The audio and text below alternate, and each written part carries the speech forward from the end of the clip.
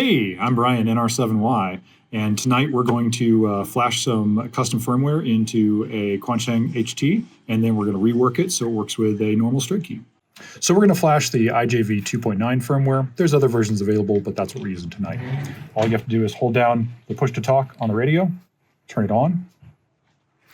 It's going to run with just the light on, and now we'll run the flash.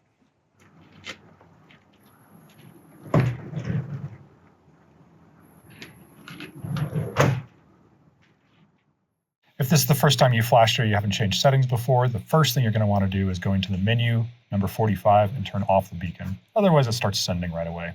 Pretty annoying. So now we're going to take it apart. So on the top, we just need to remove the knob and the nut that holds the antenna connector in place. The knob is just press fit. Just give it a good grab and pulls right off. The nut on the antenna connector depends on how tightly it's connected. This one happens to be really loose, but a good pair of needle nose pliers or a split ring plier, if you have one, is a great way to get that off. Just kind of get some grips in there and start giving it a twist. In this case, it's really nice and loose. I'm just going to use my finger to finish it off. Comes right out. Next, we're going to get to the insides. Just flip it over, push the button on the bottom, take the battery out, flips right out. And now take a relatively thin flat blade screwdriver, poke it right in there at the junction, and just pry up.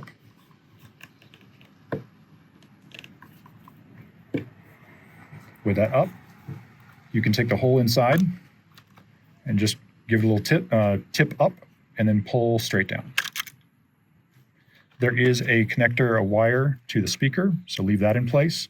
And there's this little cover for the side buttons. That'll come in handy when we put it back together. Next, we're going to move the screen out of the way. In order to do that, there's a tab down here that has a hook facing out. So we're going to take a screwdriver and apply pressure as low as we can, and then kind of push up, and it will flip out. The tab on the other side is now loose, and you can just take the whole screen, flip it right up. It's soldered in place, won't go anywhere. So now that we've got the board exposed, we're just going to do two things. One is remove a resistor, this one right here. And the other thing we're going to do is add a wire that connects to the terminals inside the radio together. We're going to connect from this terminal here, down over, into this terminal here. That's all. First, we'll take that resistor out.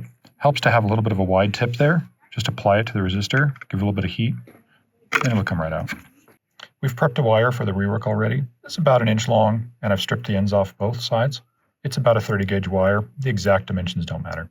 We don't really need to add any solder to either of these connections. We can just heat it up a little bit. There's plenty there already. So apply some heat, it goes molten, introduce the wire, get the heat out of the way, let it cool.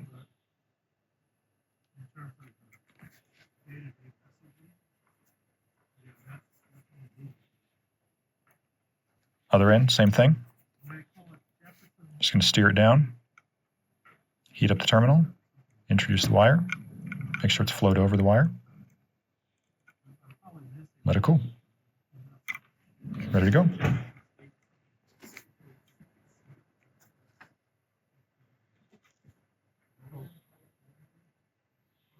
Before we close everything up, let's give it a quick test. We've put the battery back in.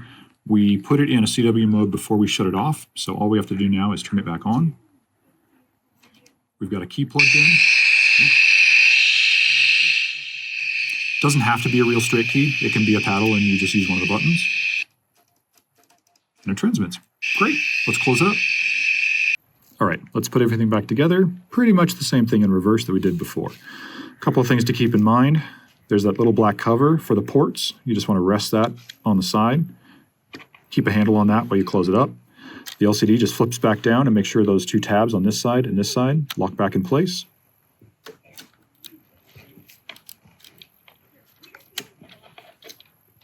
Okay, if the LCD got smudged, give it a little polish. Make sure all the membrane buttons are pushed out. And then slide it back in.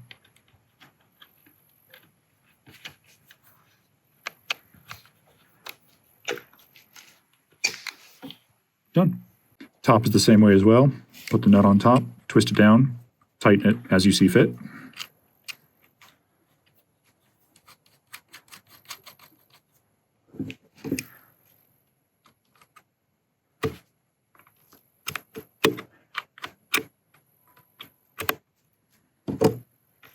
the knob back on top. Now that we got it closed back up, let's give it another test. Let's give it a test.